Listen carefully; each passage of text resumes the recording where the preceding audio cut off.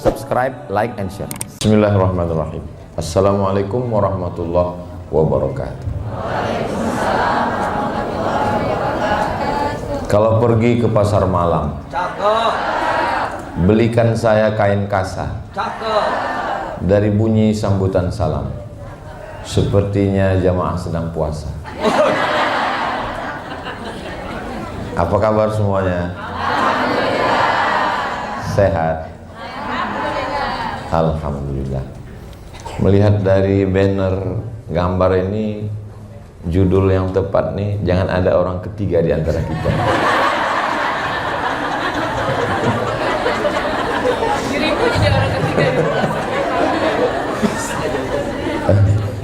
Bukunya sudah dipegang semua. Hai guys, kalian yang jadi minoritas di sana. Buku ini saya tulis ketika saya sedang menjalani fase kehidupan yang sangat sulit. Saat itu saya ingin mati saja. Kadang ketika kita sedang susah, rasanya di dalam tanah itu lebih nyaman daripada di atas tanah. Jadi saya coba cari bagaimana mereka melewati sakratul maut itu gimana. Akhirnya saya kumpulkan 35. Dan saya berharap waktu itu yang ke-36 saya. Dan ternyata nggak mati. Bisa lihat di halaman 8. Halaman 8.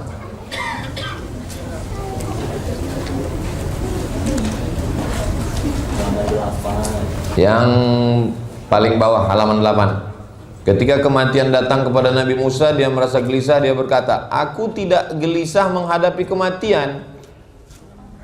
Yang membuat aku gelisah adalah ketika lidahku kering dan tidak lagi dapat menyebut Allah." Jadi ternyata bagi mereka kematian itu bukan sesuatu yang menakutkan. Yang mereka takutkan adalah ketika sudah mati, lidahnya kering, atau saat mau mati itu lidah kering dan tidak bisa berkata Allah. Mudah-mudahan kita semuanya saat mati, kalimat terakhir yang keluar dari mulut kita adalah Allah. La ilaha illallah, subhanallah, walhamdulillah, la ilaha illallah, wallahu akbar. Bayangkan kalau kita mati, kalimat yang terakhir nggak usah disebut, batal puasa kita nanti. Kemudian Nabi Musa ini punya anak perempuan 3 orang. Bisa dilihat di halaman 9. "Wahai anakku, tanamlah pohon kapas. Nanti kalau aku mati, kapasnya kalian pintal jadi benang, benangnya tenun jadi kain, dan kainnya jual untuk makan, supaya jangan menjual harga diri." Apa artinya? Perempuan punya usaha, perempuan punya bisnis. Bisnisnya apa? Masa cuman punya pohon kapas, Pak Ustadz? Ya, dia punya pabrik tekstil. Pakai es, Pak Ustadz, pabrik esnya sekalian.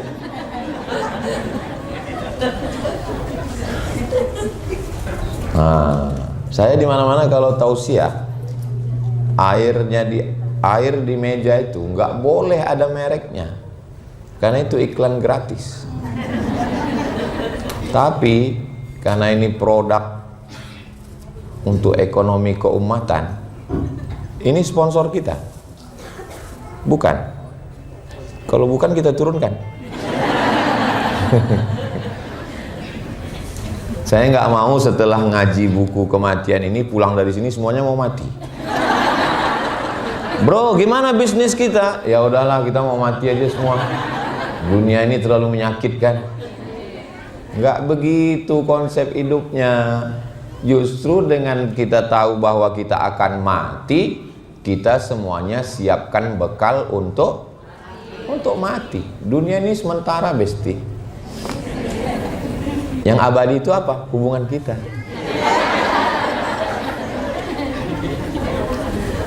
Halaman 23. Saya sengaja menghibur diri saya, karena kalau saya terlalu serius nanti saya nangis. Terus kalau saya nangis siapa yang ngomong?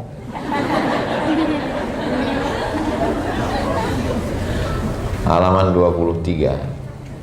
Ketika Nabi SAW mau meninggal dan dia sedang berada di pangkuan Sayyidatuna Aisyah. Tidak ada kematian yang paling indah di pangkuan seorang perempuan terkasih dan tersayang. Dan air liur yang terakhir masuk ke mulut Nabi adalah air liur Sayyidatuna Aisyah, karena waktu itu dia minta siwak. Siwak itu digigit ujungnya, karena siwak itu kasar, lalu digigit, dimasukkan ke mulut Nabi SAW. Dan kenangan yang terakhir bagi Sayyidatuna Aisyah adalah, jadi Nabi dengan Aisyah itu jatuh cintanya itu setiap hari. Ketika dia sedang iktikaf, ini kamar Nabi, ini Masjid Nabawi. Masjid Nabawi dengan kamar Nabi itu langsung nyambung, hanya ada dinding yang disebut dengan Taman Raudhah. Mudah-mudahan kita panjang umur nanti sholat di Raudhah. Dalam program Umroh Akbar bersama Ustaz Abdul Somad, ongkos tanggung masing-masing. Nabi enggak masuk kamar, karena kalau dia masuk kamar iktikafnya batal. Dan Sayyidatuna Aisyah enggak masuk masjid karena dia, mohon maaf, dalam keadaan haid. Terus solusinya gimana? Nabi mengulurkan kepalanya untuk disisir oleh Aisyah. Kenapa enggak Nabi langsung aja ambil sisir nyisir sendiri? Begitulah mesranya Nabi. Dia minta sisirkan rambutnya. Lalu apa ucapan Nabi? Halaman 23, tulis Arab yang di tengah. Bersama dengan orang-orang yang telah engkau berikan kepada mereka kenikmatan, para nabi, siddiqin, orang mati syahid, dan orang soleh, kumpulkan aku bersama mereka ya Allah. Semoga kita semua juga nanti berkumpul bersama Nabi Muhammad sallallahu alaihi wasallam. Jarak kita dengan dia 1446 tahun. Jarak lokasi kita dengan dia 9000 kilometer. Jarak fisik kita dengan dia Arab. Kita Arab maklum. Tapi kita punya satu hubungan dengan dia. La ilaha illallah Muhammadur Rasulullah. Berapa kali kita sebut nama dia? Asyhadu anna Muhammadar Rasulullah. Asyhadu anna Muhammadur Rasulullah. Allahumma shalli ala sayyidina Muhammad. Qabliyah subuh. Asyhadu an la ilaha illallah wa asyhadu anna Muhammadan Rasulullah. Salat subuh. Asyhadu an la ilaha illallah wa asyhadu anna Muhammadan Rasulullah. Salat duha sebelum kemari tadi. Asyhadu an la ilaha illallah. Saya enggak salat duha Pak Ustaz, besok. Qabliyah zuhur. Asyhadu an la ilaha illallah. Salat zuhur, tasyahud awal, tasyahud akhir. Ba'diyah zuhur, qabliyah asar. Salat asar, qabliyah maghrib. Salat maghrib, ba'diyah maghrib, qabliyah isya, salat isya, ba'diyah isya, tarawih, witir, tidur, tahajud. Asyhadu an la ilaha illallah, asyhadu anna Muhammadan Rasulullah. Ibu lebih banyak nyebut nama suami atau nama Nabi Muhammad?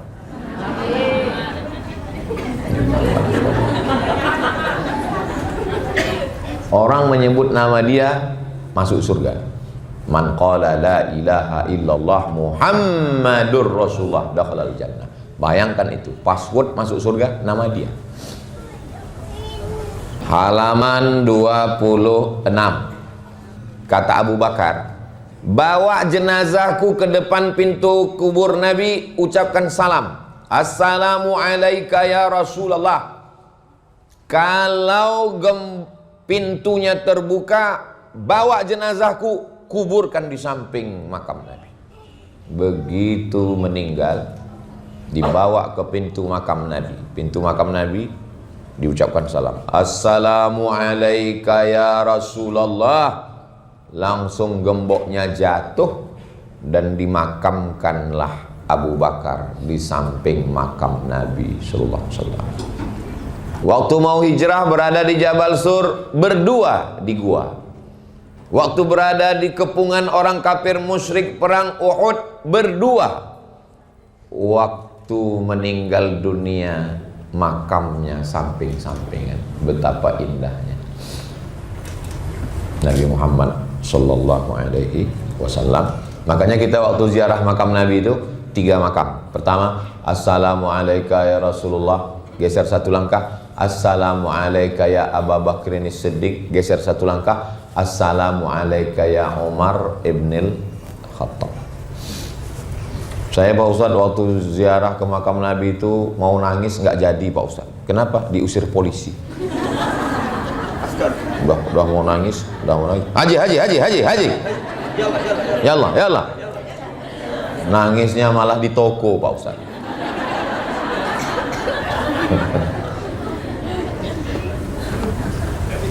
Abu Bakar Siddiq. Berikutnya halaman 6. Umar bin Khattab waktu meninggal dia bilang, nanti kalau aku mati gali kuburku buat dalam, letakkan tangan kananmu di keningku dan tangan kirimu di daguku. Jika ruhku sudah tercabut, pejamkan mataku. Orang meninggal semua matanya begini. Nggak ada orang mati matanya terpejam. Kenapa orang mati itu matanya begini? Melihat ruhnya keluar. Terasa dingin dari ujung kaki, naik ke lutut, naik ke pinggang, naik, dan keluar ruh dari mulut dan hidung, mata ngelihat. Ruh itu pergi. Gimana? Udah terasa?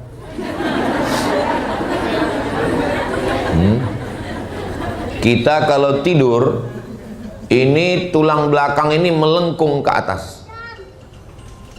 Tulang belakang ini melengkung ke atas. Orang kalau sudah meninggal, ini daging tulang belakangnya ini turun ke bawah, jadi rata tulang. Perhatikan nanti malam yang punya suami, kalau suaminya tidur, kalau sudah rata ke bawah, siap-siap bagi warisan.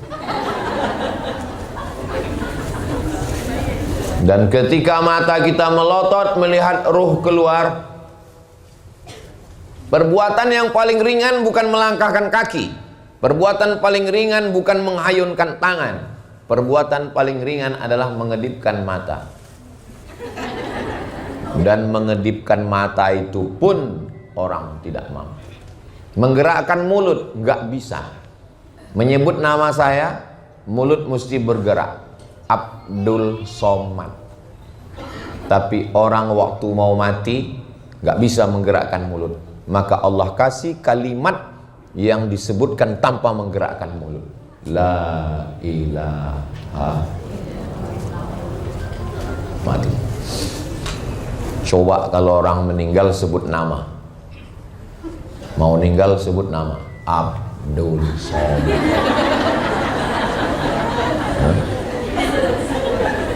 Mau meninggal, mulut berat.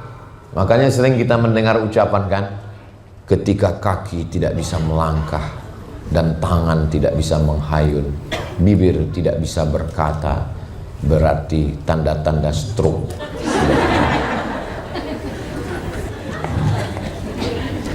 Maka dia minta supaya sederhanakan lubang kuburku, jika aku baik di sisi Allah, dia akan melapangkanku sejauh mata memandang. Kenapa dikatakan kubur itu sejauh mata memandang? Karena jenazah miring ke arah kiblat dan wajahnya ditempelkan ke dinding liang lahat. Ini dinding, itu hidung kita itu kena ke tanah liang lahat. Nanti malam mau tidur, coba tempat tidurnya nempel di dinding, geladi kotor.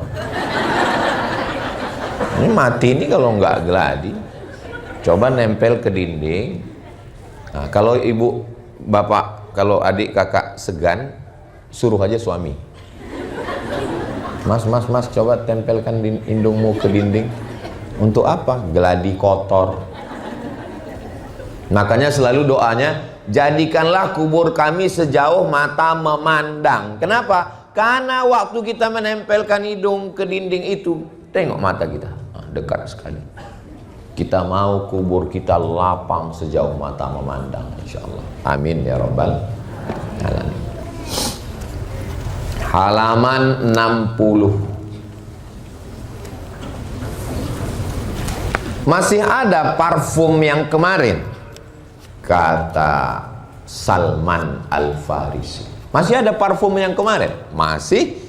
Coba siramkan ke tempat tidurku, percikkan. Kenapa? Karena akan ada tamu. Dia sudah ada rasa-rasanya. Ternyata tamu yang datang itu adalah ruh-ruh orang-orang soleh, keluarga, wali-wali, malaikat-malaikat yang akan menyambut orang soleh ketika dia akan mati menghadap Allah.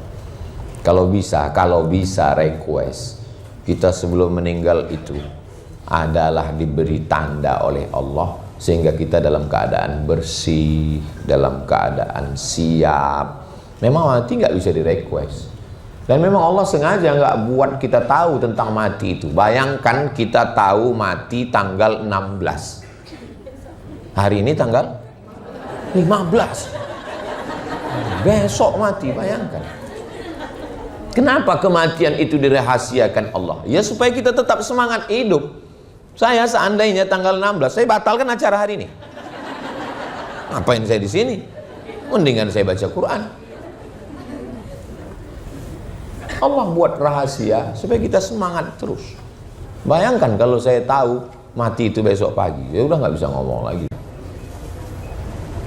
Begitulah Allah sayang sama kita, dibuatnya mati itu menjadi suatu rahasia. Halaman 66. Apa kata Abu Hurairah yang paling banyak meriwayatkan hadis Nabi, lebih 5.000, namanya Abu Hurairah. Apa kata dia? Allahumma inni ahabbu liqa'aka. Ya Allah, yang paling aku suka dalam hidup ini adalah bertemu denganmu. Aku sudah lama mau jumpa dengan engkau ya Allah. Fa'ahbib liqa'i, maka cintailah pertemuan denganku. Faman kana yarju liqa'a rabbih, siapa yang berharap berjumpa dengan Tuhannya, bekalnya cuma 2. Falyamal amalan salihah, hendaklah dia beramal soleh. Wala yusyrik bi'ibadati rabbih ahada, jangan mempersekutukan Allah, jangan sembah selain Allah. La ilaha illallah. Iyyaka na'budu, mintanya sama Allah, nyembahnya juga sama Allah. Ini banyak orang sekarang berubah. Iyyaka na'budu wa penasehat spiritual nasta'in. Siapa itu penasehat spiritual? Nama kerennya, aslinya dukun. Hari gini masih ke dukun. Dukun aja ke Polda. Buktinya waktu dukun-dukun digugat, ngadu ke polisi. Kalau memang bisa nyantet, ngapain ke polisi? Santet aja langsung. Ngadu ke Mabes Polri. Dasar dukun. Halaman 69. Abu Musa Al-Asy'ari, sahabat Nabi. Nanti kalau aku mati, pergilah kalian galikan kuburku, lapangkan, dalamkan. Dia minta kuburnya itu lapang dan dalam. Kemudian dibukakan pintu surga. Artinya kubur kita itu bisa jadi taman surga. Kubur juga bisa jadi lubang neraka. Allahumma ja'al qabrahu raudhatan min riyadil jinan. Jadikanlah kuburnya salah satu dari taman-taman surgamu. La taj'al qabrahu hufratan min hufarin niran. Jangan jadikan kuburnya satu lubang dari lubang neraka. Alhaqumut takasur. Kamu terus sombong, bangga, takasur, lebih banyak harta, lebih banyak anak, lebih banyak perhiasan, lebih banyak takasur. Sampai kapan? Hatta zurtumul, sampai kamu masuk kubur. Halaman 74. Ya Allah, Engkau perintahkan aku, tapi aku tidak ikut. Engkau tegur aku, tapi aku tidak mengambil pelajaran. Ya Allah, tidak ada yang kuat menyebabkan aku menang. Tidak ada yang bersih dari kesalahan, sehingga aku mencari-cari alasan. Tidak ada yang angkuh. Yang ada hanyalah seseorang yang memohon ampunan dosa. Tiada Tuhan selain Engkau. Amr bin As terus mengulang kalimat itu sampai dia meninggal dunia. Yang angkuh, yang sombong, yang raja-raja, yang orang kaya, yang pejabat, yang polisi, yang tentara, yang Fir'aun, yang Namrus, semuanya mati. Orang kaya mati, orang miskin mati. Lebih cepat. Apalagi yang BPJS. Orang ganteng mati, orang cantik mati, yang hitam mati, yang putih, apalagi skincare belum lunas. Ustadz ini ngomongnya kok nyelekit ya.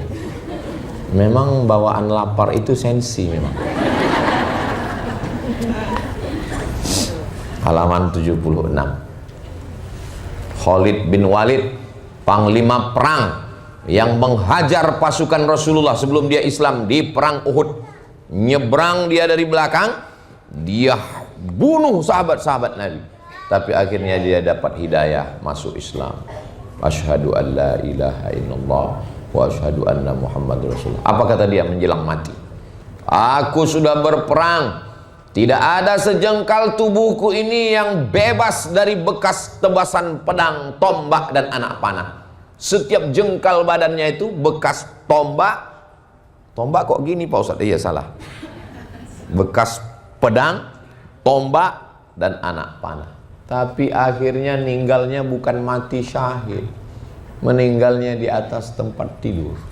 Dia maunya mati syahid. Halaman 78. Muaz bin Jabal ketika mau meninggal, apa dia? Apa yang membuat engkau menangis, Muaz? Kenapa engkau nangis? Aku tidak takut sakitnya sakaratul maut. Yang katanya kematian itu seperti tebasan pedang beratus kali di tempat yang sama, seperti kambing yang dikuliti hidup-hidup, seperti mata kail pancing ditarik dari kulit yang basah. Aku nggak takut. Terus yang kau takutkan apa? Yang aku tangisi, aku nggak bisa jihad fisabilillah lagi. Aku nggak bisa perang lagi. Dan aku berpisah dengan orang-orang tersayang. Halaman 81. Nama sahabat Nabi Abu Umamah Al-Bahili. Nanti kalau aku meninggal dunia, bacakan talqin di kuburku. Talqin di kuburku.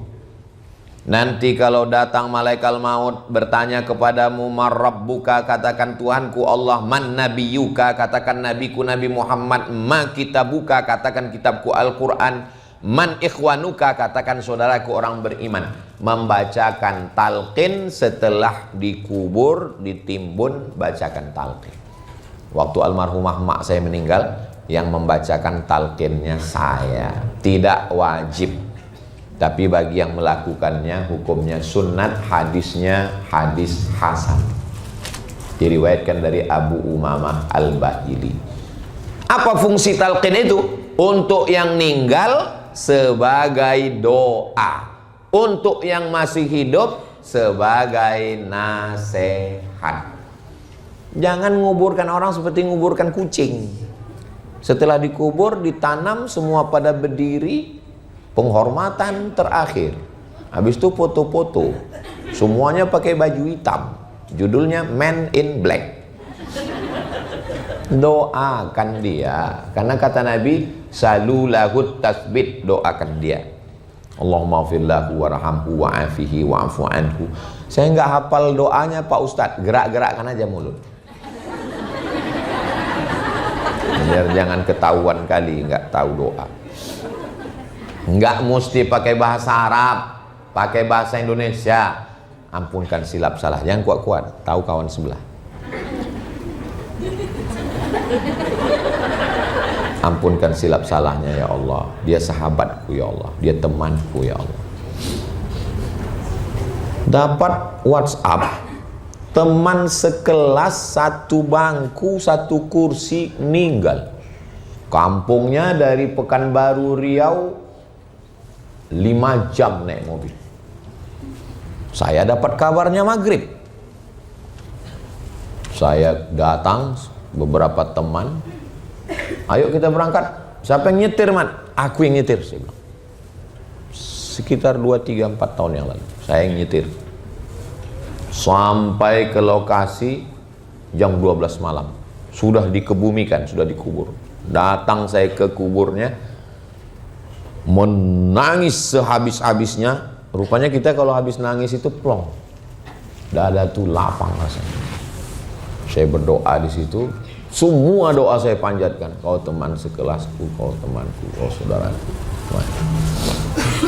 Yang dibaca itu apa Pak Ustadz? Al-Fatihah, Qul huwallah 3 kali, Al-Falaq sekali, An-Nas sekali, baca Yasin. Saya nggak bawa Yasin Pak Ustadz, cari di Play Store.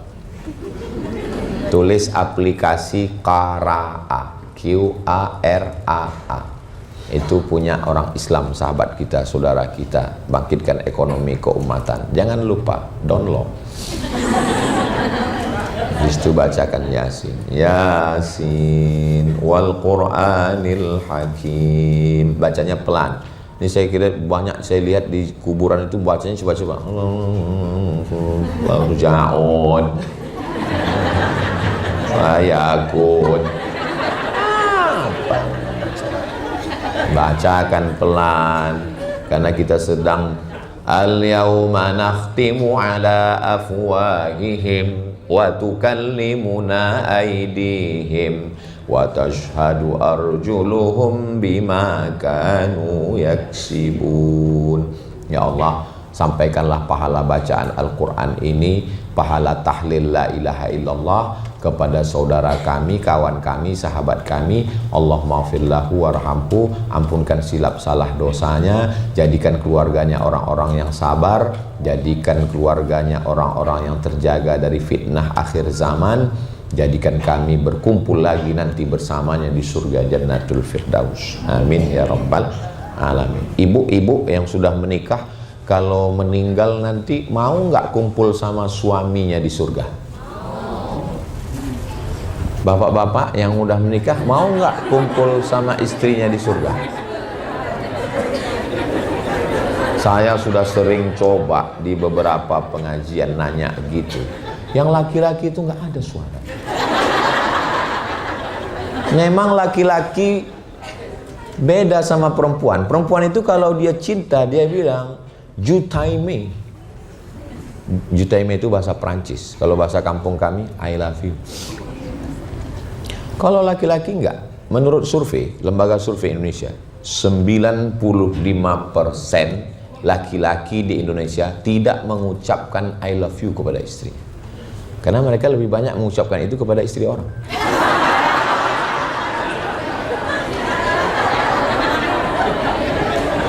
Kecuali yang di sini. Kalau yang di sini ini orang-orang soleh semua, orang baik. Ini yang hadir ini yang sudah lulus fit and proper test. Saya tahu perasaan jamaah ini sekarang sedang kacau balau. Makanya di tengah senyumnya dia melelehkan air mata. Tengah tawanya dia menangis. Kadang-kadang air mata itu lebih banyak jatuh ke dalam daripada keluar. Ustaz nangis juga? Enggak, saya flu. Masa saya nangis, orang ustaz setegar ini kok nangis? Enak aja, emang saya ustaz cengeng? Enggak jantan. Gitu cara saya supaya saya enggak nangis. halaman 83. Namanya Ali, nama ayahnya Husain, nama kakeknya Ali bin Abi Thalib. Zainal perhiasan, Abidin ahli ibadah.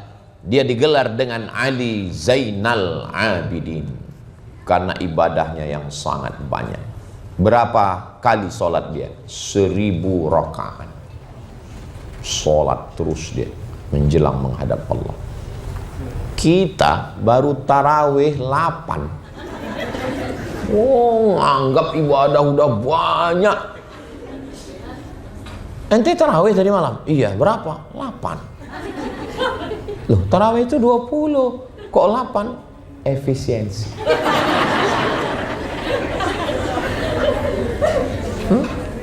1000 rakaat. Makanya membandingkan hidup, lihat ke bawah. Kita masih bisa makan, alhamdulillah. Kawan kita orang kaya private jet nggak bisa makan. Kenapa? Nggak dikasih dokter, karbohidrat.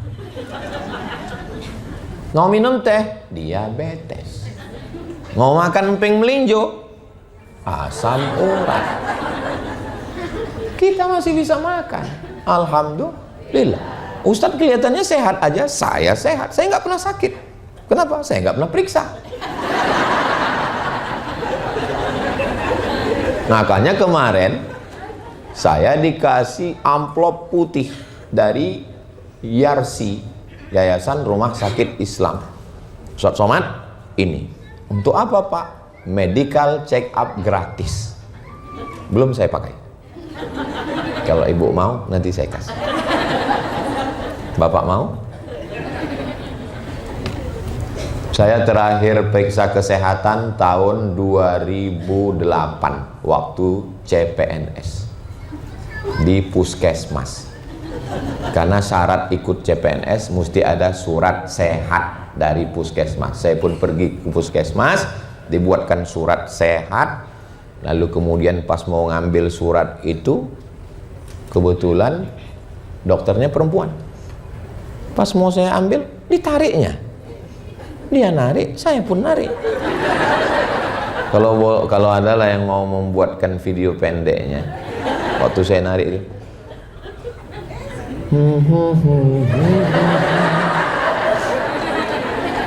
saya heran. Waktu itu saya belum nikah, baru pulang dari Maroko. Kenapa dia narik? Rupanya belum bayar.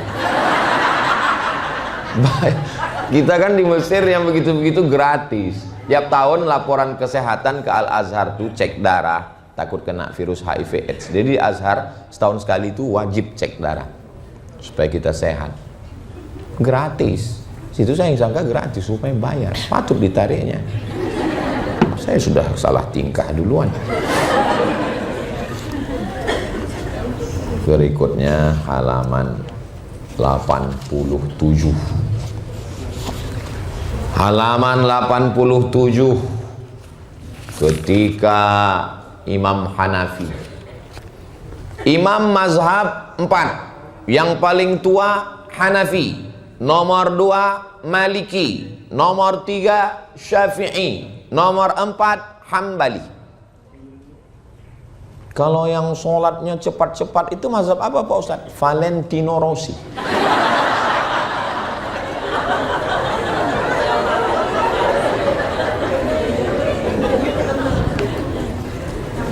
Imam Hanafi meninggal tahun 150 Hijrah. Halaman 87. Dia tidak mau diangkat jadi hakim. Mau diangkat raja jadi hakim, nggak mau. Akhirnya raja merasa terhina, dia dipenjara, dipukul dan meninggal dalam penjara. Imam mazhab itu orang alim, faqih. Begitulah ujian orang-orang sabar. Saya berapa kali dilaporkan mau dipenjara, enggak jadi. Berkat doa jamaah semua. Belum SP3, masih ada. Kaki saya ini sebelah masih dilaporkan.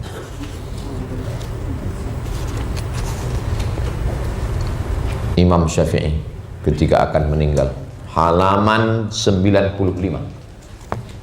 Sebelum meninggal, Imam Syafi'i sempat bersyair, walamma qasa qalbi wa daqat madhahibi ja'altu raja minni li'afwika salama tu'azimuni dhanbi falamma qarantuhu bi'afwika rabbi kana afwuka a'zama wa ma zilta dha afwin 'anidh dhanbi lam tazal tajudu wa ta'fu minnatan wa takarruma.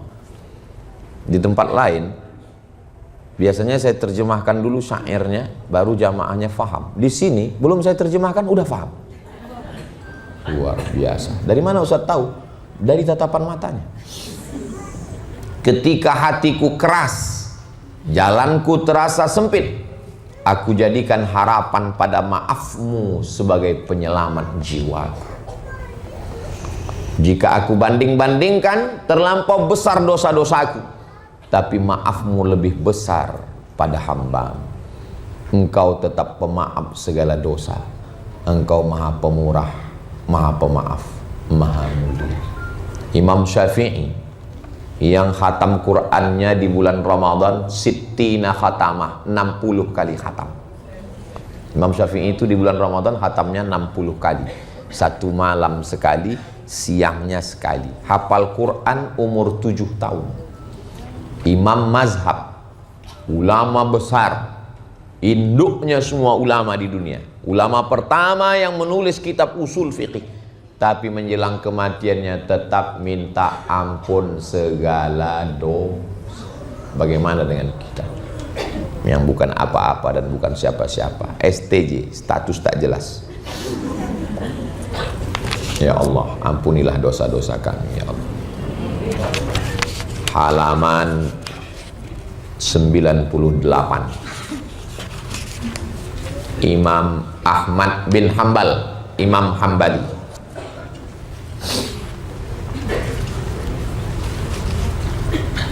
Imam Ahmad bin Hambal ketika dia mau meninggal dunia, yang cerita ini anaknya, namanya Abdullah. Dimulai ceritanya halaman 97.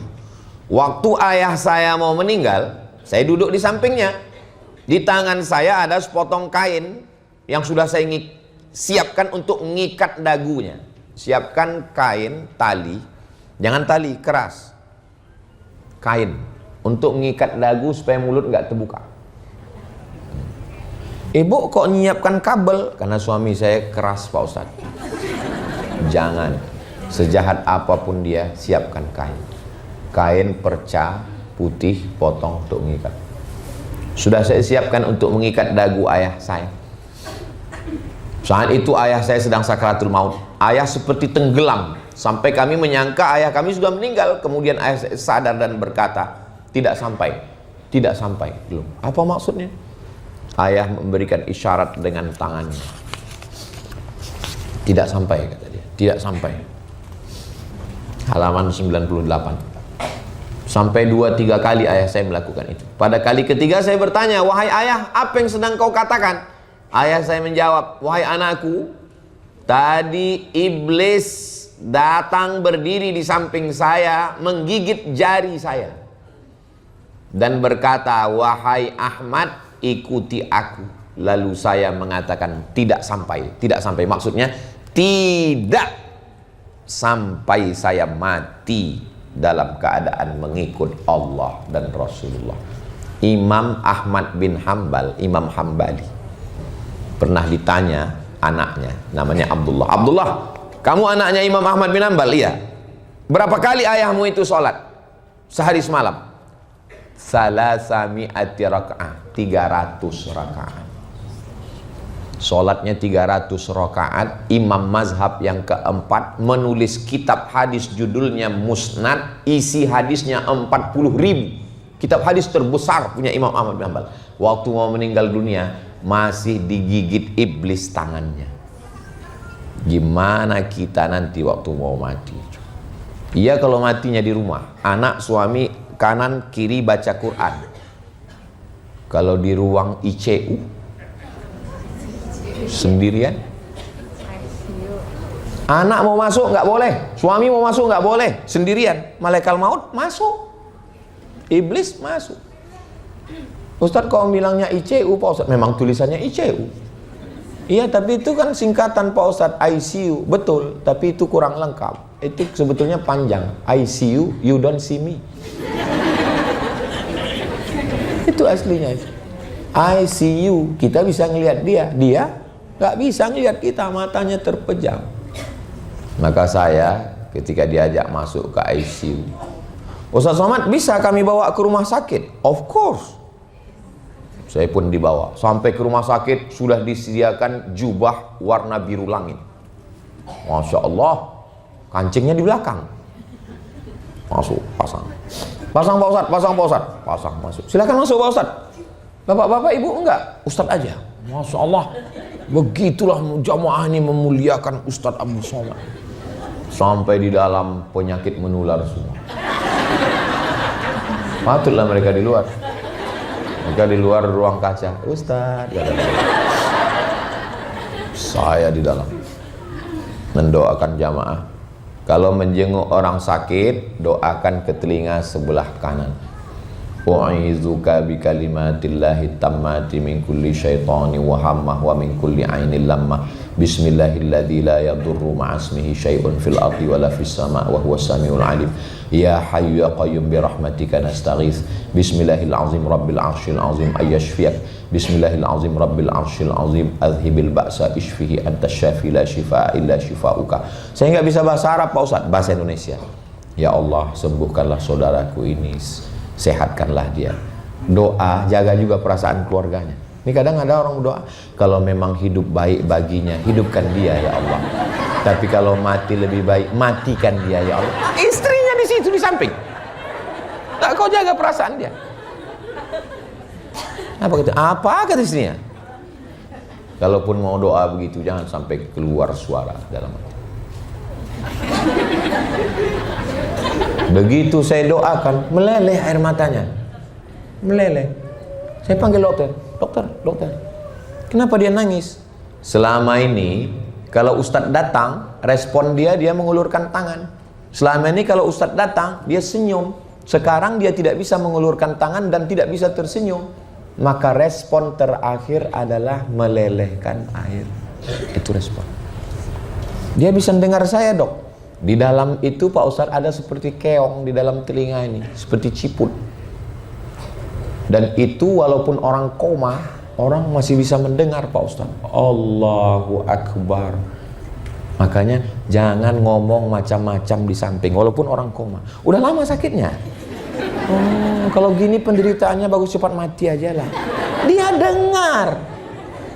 Iya kalau dia mati, kalau dia sehat. Enggak, kalian pikir menjenguk orang sakit nggak usah banyak ngomong.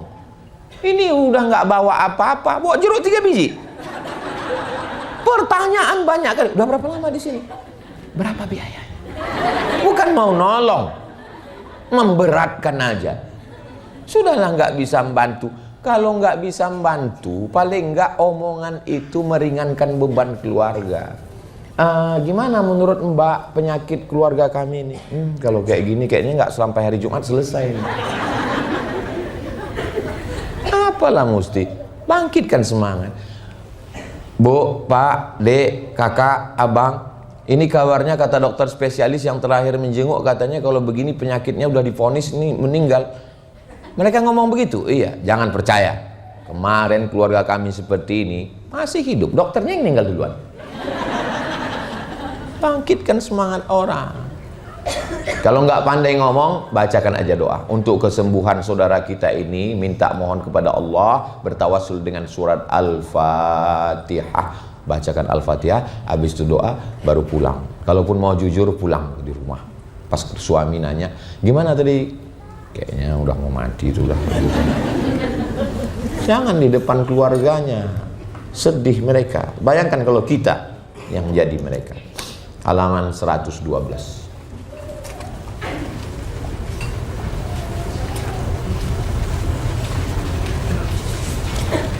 Kitab hadis yang paling sahih number 1 Sahih Bukhari.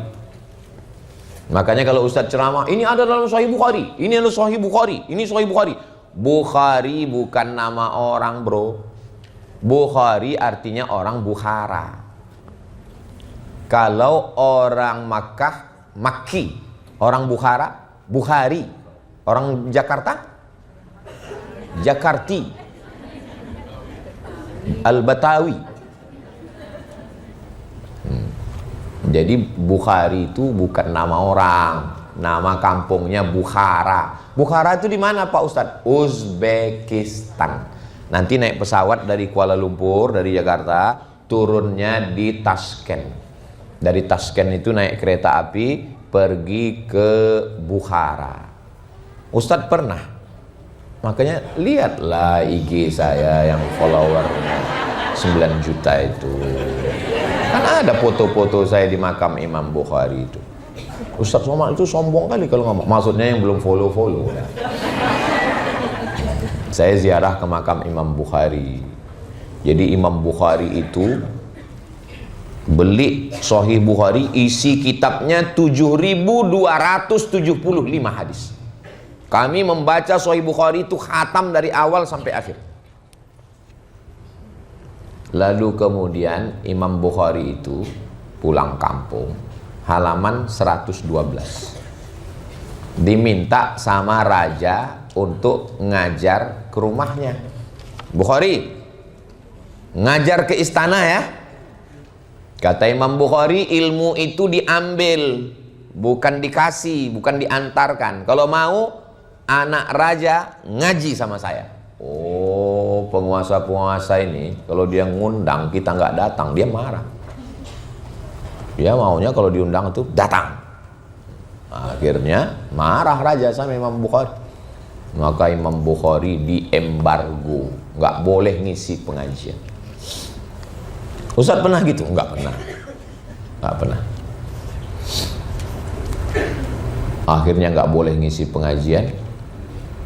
Imam Bukhari difitnah dan macam-macam. Akhirnya Imam Bukhari berdoa kepada Allah, Allahumma qad daqat alayyal ardu bima rahubat. Dunia ini dulu lapang. 16 tahun Imam Bukhari dari mulai Bukhara, pergi ke Makkah, pergi ke Madinah, pergi ke Syam, pergi ke Mesir, pergi mengumpulkan hadis begitu banyak. Dulu dunia ini lapang ya Allah. Sekarang aku mau ngajar aja nggak bisa. Faqbidni, cabutlah nyawa. Meninggal Imam Bukhari 1 Syawal pas Idul Fitri, dalam keadaan sendiri karena diembargo, dalam kesunyian. Makanya makamnya di kampung. Makamnya di kampung. Dari Samarkand, Bukhara ke Samarkand, dari Samarkand pergi lagi ke kampung, nama kampungnya Khartang. Di kampung itulah dia meninggal. Begitu dia sudah dikuburkan, apa yang terjadi? Keluar bau harum semerbak dari makamnya, wangi, semua orang mencium. Dan orang mau mengambil berkah, tanah kuburnya diambil orang. Sampai masyarakat khawatir tanah kuburnya habis, dikasih pagar. Jadi kalau mau melihat orang soleh, lihat setelah meninggal. Kalau waktu masih hidup memang banyak, memang follower, viewer, dan subscriber. Tapi pas meninggal belum tentu. Banyak orang terlupakan. Imam Bukhari waktu hidup terhina, diembargo. Tapi setelah meninggal dunia, Allah tunjukkan. Mudah-mudahan kita waktu hidup mulia, waktu meninggal pun mulia juga insya Allah.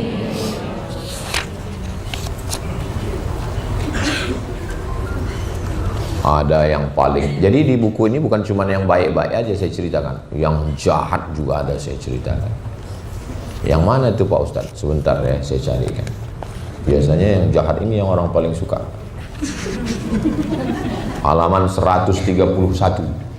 Namanya Hajjaj bin Yusuf Al-Thaqafi. Pernah membunuh sahabat Nabi. Sukanya membunuh dan menyiksa orang. Halaman 131. Sampai akhirnya suatu hari dia sakit perut. Datang sahabat Nabi Anas bin Malik. Kata dia, wahai sahabat Nabi, doamu makbul, jangan doakan aku sembuh, jangan doakan aku sehat. Doakan aja aku cepat mati, udah nggak tahan ini dengan sakit ini. Akhirnya diambil daging sepotong sebesar ini, diikat pakai benang. Maaf, beribu maaf. Lalu dimasukkan ke dalam knalpot, saluran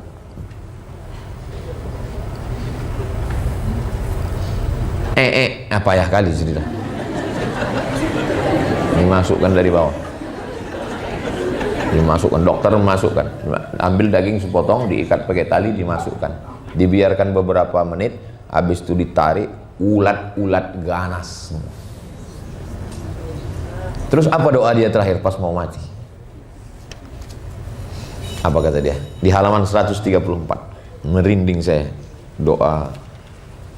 Apa kata dia? Allahumma ufirli, ya Allah ampunkan aku. Halaman 134. Allahumma ufirli, ya Allah ampunkan aku.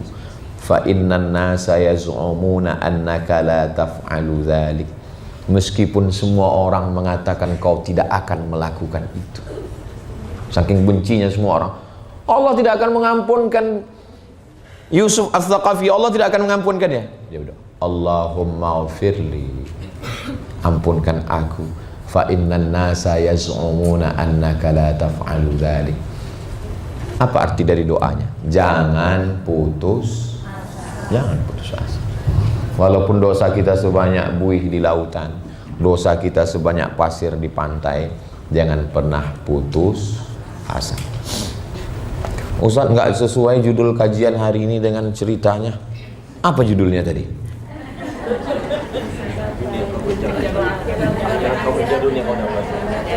Kejarlah akhirat, dunia kau dapat. Memang kita cerita mati, tapi setelah ini, saudara-saudara saya yang punya bisnis, punya usaha, ekspor import, UMKM, makin semangat atau nggak semangat? Semangat. Karena kita kejar dunia, dapat uang, bangun masjid, rumah Quran, pondok tahfiz gratis, itulah bekal kita untuk mati, dan kita dapat nikmat kubur, nikmat surga mengalir sampai hari kiamat insya Allah. Ini insya Allah semuanya sebelum meninggal sempat punya bangun masjid semua, bangun masjid. Siapa namanya Mas? Ghozi. Nama masjidnya nanti Masjid Al-Ghozi. Ghozi artinya pasukan perang, makanya bawaannya mau perang aja. Masjid Al-Ghozi. Doakan saya sebelum meninggal, masjid namanya Masjid As-Somad. Amin. Ibu mau sholat di mana? Mau sholat ke Masjid Aura.